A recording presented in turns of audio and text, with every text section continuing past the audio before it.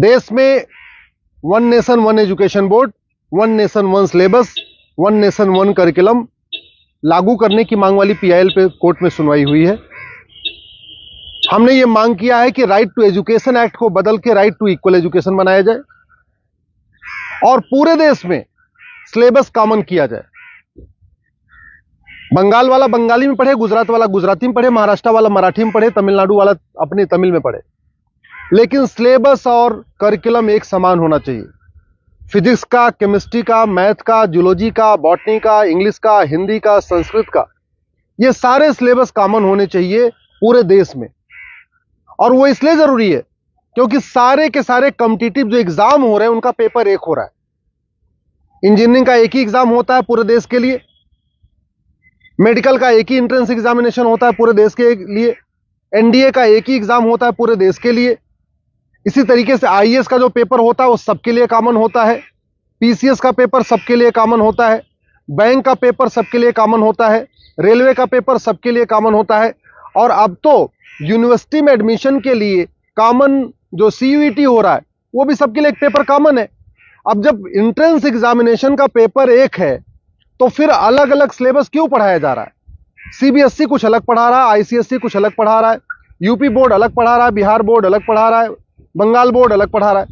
और सारी पढ़ाई करने के बाद जब बच्चा जाएगा एग्जाम देने, उसके लिए सबके लिए एक पेपर होगा। अगर पेपर सीबीएसई के पैटर्न पे सेट होता है तो बाकी स्टेट बोर्ड वालों को इक्वल अपॉर्चुनिटी नहीं मिलती। अगर जो एंट्रेंस एग्जामिनेशन का पेपर है इंजीनियरिंग का, मेडिकल का, एनडीए का, बैंक का, रेलवे का, अगर वो आईसीएसई बोर्ड के पैटर्न पे होता है तो सीबीएसई बोर्ड वालों को और बाकी स्टेट बोर्ड वालों को फिर इक्वल अपॉर्चुनिटी नहीं मिलती। राइट टू एजुकेशन हमारा फंडामेंटल राइट है, इसलिए हमने कोर्ट से ये कहा है कि आप केंद्र सरकार को निर्देश दीजिए, एनसीईआरटी को कहिए एक कॉमन सिलेबस, कॉमन करिकुलम तैयार करे। आज की डेट में जो नवोदय स्कूल है वो पूरे देश में उसका सिलेबस कॉमन है, जो आपका केंद्रीय विद्यालय है उसका सिलेबस भी कॉमन है।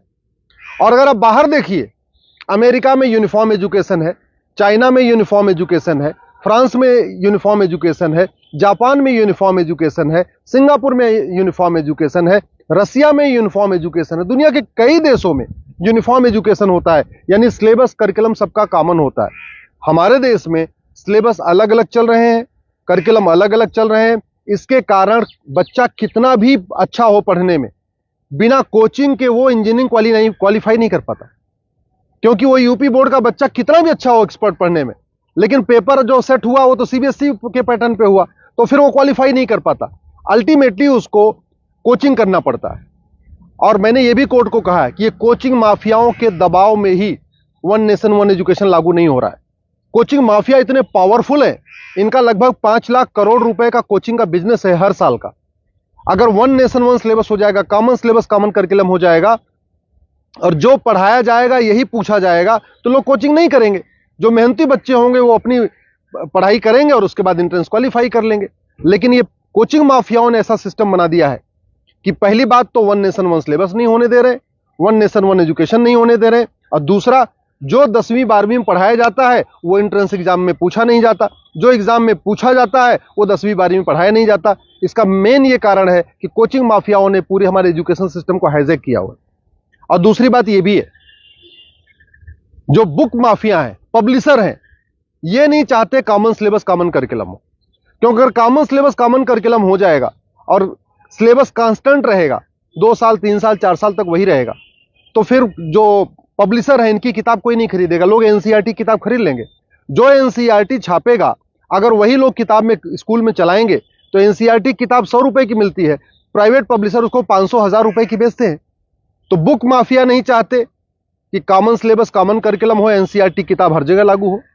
कोचिंग माफिया नहीं चाहते यूनिफॉर्म सिलेबस हो, यूनिफॉर्म करिकुलम हो, वन नेशन वन सिलेबस हो।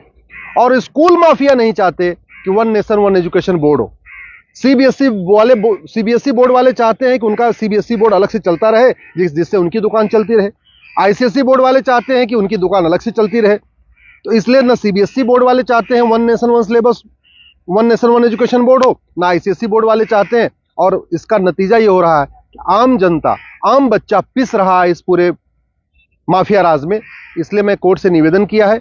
कोर्ट ने केंद्र सरकार के शिक्षा मंत्रालय को और कानून मंत्रालय को 4 हफ्ते के अंदर जवाब दाखिल करने के लिए कहा है। एनसीईआरटी, सीबीएसई बोर्ड और आईसीएसई बोर्ड को बोला है 4 हफ्ते के अंदर जवाब दाखिल करिए।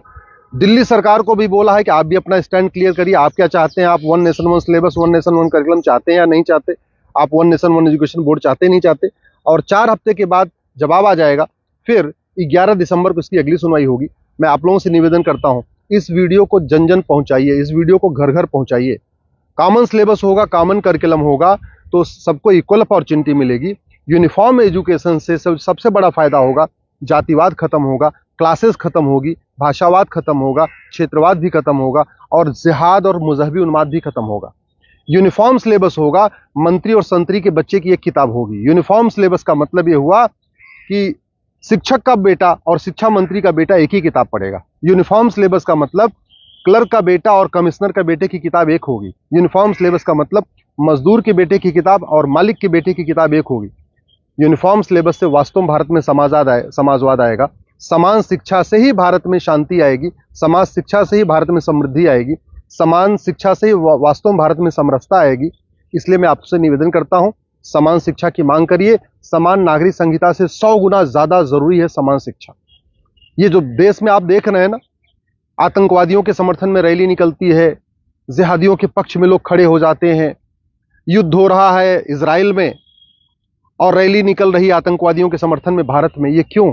क्योंकि यहाँ मैकाले शिक्षा चल रहा है, मदरसा शिक्षा चल रहा है और मिशनरी शिक्षा चल रहा है। ये मैकाले शिक्षा खत्म होनी चाहिए, मिशनरी शिक्षा खत्म होनी चाहिए, मदरसा शिक्षा खत्म होनी चाहिए, सीबीएसई आईसीएसई बोर्ड खत्म होना चाहिए। केवल एक देश एक शिक्षा बोर्ड यानी भारतीय शिक्षा बोर्ड होना चाहिए और वन नेशन वन सिलेबस यानी पूरे देश का सिलेबस एक समान होना चाहिए। उसी से भारत में शांति होगी और समृद्धि होगी।